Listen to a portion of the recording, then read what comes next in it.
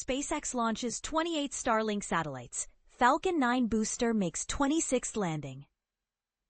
Picture this, a fiery rocket streaking across the night sky, carrying a payload that could bring high-speed internet to the most remote corners of the Earth. That's exactly what unfolded when SpaceX pulled off another successful launch of 28 Starlink satellites aboard a Falcon 9 rocket from Florida's coast. But here's where it gets exciting and a bit complex. So let's break it down step by step for anyone new to this space adventure.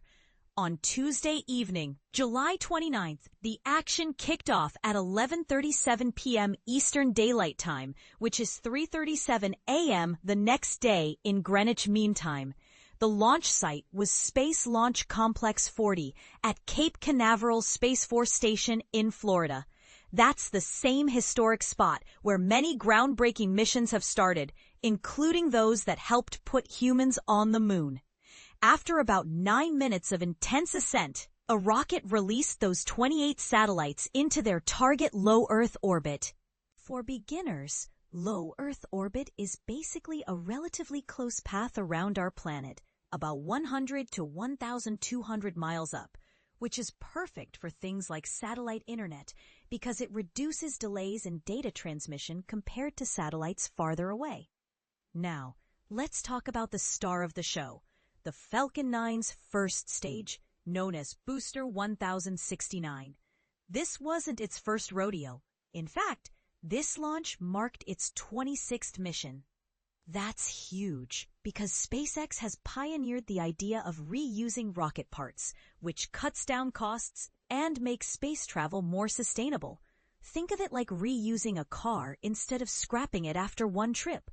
It landed safely on a drone ship called Just Read the Instructions, floating in the Atlantic Ocean. This reuse approach is a game changer, as it helps make frequent launches possible without building everything from scratch each time. These 28 satellites are part of SpaceX's massive Starlink network, which is designed to provide broadband internet globally, especially in areas where traditional services are spotty or non-existent. After this launch, the active satellites in low Earth orbit now number over 8,050 out of more than 9,300 that have been sent up since 2018. Satellite tracker Jonathan McDowell keeps tabs on all this, and his data shows just how quickly this constellation is growing. For context, Starlink works by having thousands of small satellites communicate with each other and ground stations, beaming internet signals down to users with special receivers. It's like creating a space-based Wi-Fi network that could connect rural farms or isolated islands to the digital world. And this is the part most people miss.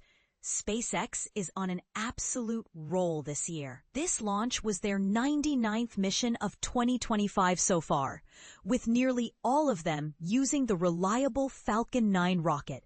Only 3 were different. Looking ahead, they're not slowing down. There's another Starlink launch planned for Wednesday from California. And on Thursday, they'll be sending a crew of astronauts to the International Space Station from NASA's Kennedy Space Center in Florida. But here's where it gets controversial. Some folks worry that all these satellites could add to space debris or even interfere with astronomical observations by creating more light pollution in the night sky. Is this rapid expansion a bold step toward global connectivity?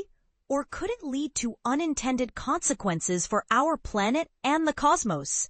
As we wrap this up, I'm Robert Perlman, a space enthusiast who's spent years diving into the history and culture of space exploration. I run CollectSpace.com, a hub for all things space-related, and I've contributed to sites like Space.com. I've even co-authored a book on space stations and received some cool awards, like being inducted into the U.S. Space Camp Hall of Fame. But enough about me. What about you?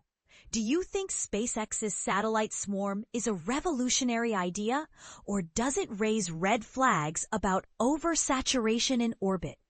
Jump into the comments and share your thoughts. I'd love to hear if you're Team Innovation or Team Caution.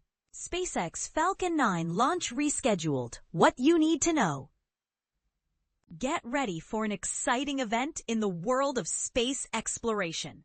SpaceX has officially rescheduled its upcoming rocket launch, and this time it's set to take place on Thursday morning at 9:25 a.m. on July 31st at the Vandenberg Space Force Base. Originally planned for Wednesday, July 30th, the Falcon 9 rocket launch has been moved to ensure everything is perfectly aligned for a successful mission. This launch is particularly significant as it will be deploying 19 Starlink satellites into low Earth orbit, which is a crucial step in expanding global internet coverage.